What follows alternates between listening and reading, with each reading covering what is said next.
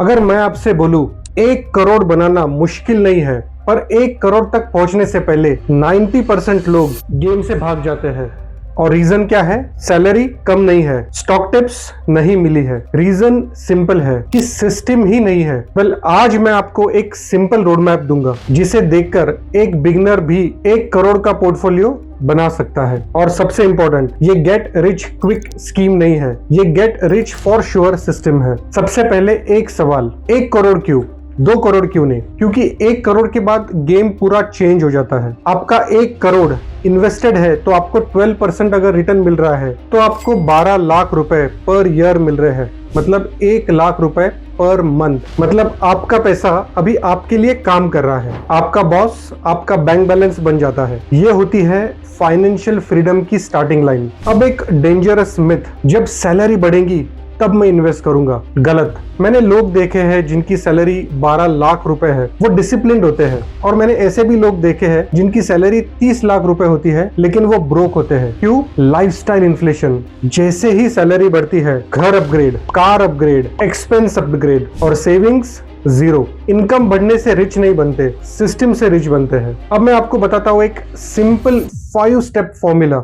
इसको मैं बोलता हूँ 1 crore blueprint. Step 1 safety net, step 2 invest first rule, step 3 lifestyle control, step 4 debt kill strategy और स्टेप 5 कंपाउंडिंग इंजन। अगर ये 5 स्टेप फॉलो किया तो 1 करोड़ ऑलमोस्ट गारंटेड है टाइम के साथ। स्टेप 1 सेफ्टी नेट, यानी इन्वेस्ट करने से पहले प्रोटेक्शन। सोचो, कल को आपके घर में कोई मेडिकल इमरजेंसी आ जाती है, आपको 4-5 लाख का बिल आ जाता है, आप क्या करोगे? एफडी तोड़ोगे, म्यूचुअल फंड बेच दोगे या फिर लोन लोगे? गेम वही खत्म हो जाता है। इसीलिए 2 चीजें करना मैंडेटरी है, एक हेल्थ इंश्योरेंस और दूसरा इमरजेंसी फंड बिल्ड करना। अगर आपका मंथली एक्सपेंस 30,000 है तो 6 मंथ्स का इमरजेंसी फंड यानी 1,80,000 सेव करके रखो। यह आपका फाइनेंशियल शॉक एब्जॉर्बर है। Step 2 invest first rule. ज्यादातर लोग क्या करते हैं? पहले खर्च करते हैं और बाद में इन्वेस्ट करते हैं। लेकिन रिच लोग क्या करते हैं? पहले इन्वेस्ट करते हैं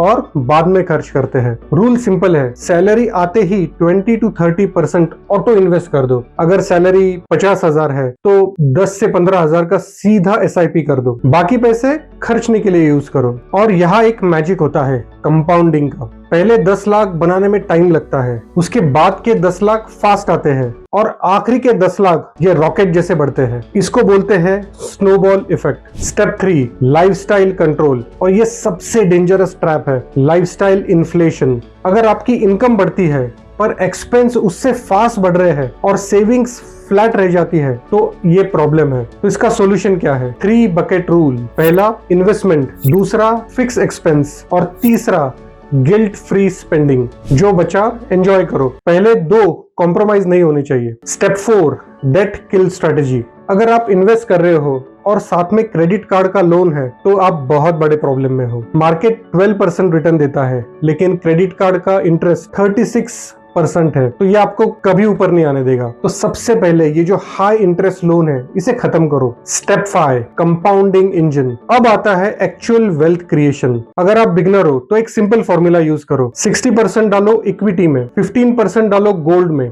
10% FD में और 15% हाई रिस्क में।